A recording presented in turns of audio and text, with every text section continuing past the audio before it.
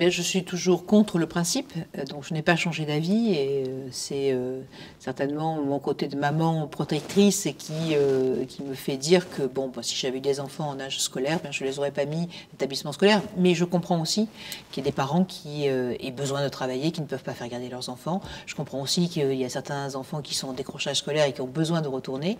Donc nous avons, pendant toute la période de confinement, ouvert les collèges pour que les soignants, après les forces de police, les forces de secours puissent laisser leurs enfants. Il y a eu très peu de fréquentation.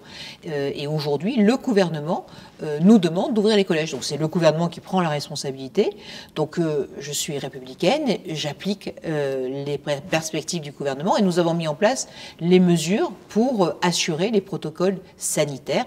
Et je remercie à la fois les enseignants qui ont été sur le pont pendant la période de confinement pour donner des cours à distance, et là aujourd'hui qui vont être sur le pont pour faire travailler les enfants, et puis également tous les agents des collèges qui sont très heureux de revenir et de reprendre leur service. 3/4 des agents des collèges qui viennent, parce qu'eux aussi ont des problématiques de garde et ont des problématiques aussi de santé.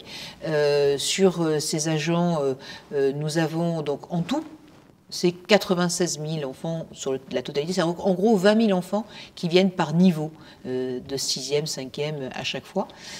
Donc sur cette potentialité, le rectorat nous dit qu'aujourd'hui, on est à peu près à 5 à 7 000 enfants qui devraient revenir à partir de lundi.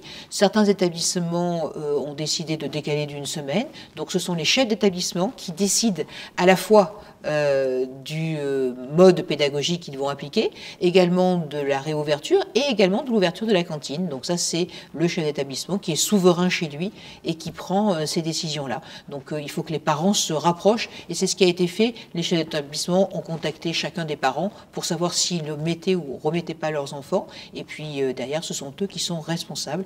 Comme le gouvernement est responsable de l'ouverture de la totalité des établissements scolaires, eh bien, les chefs d'établissement, lui, est responsable de l'ouverture de son propre collège.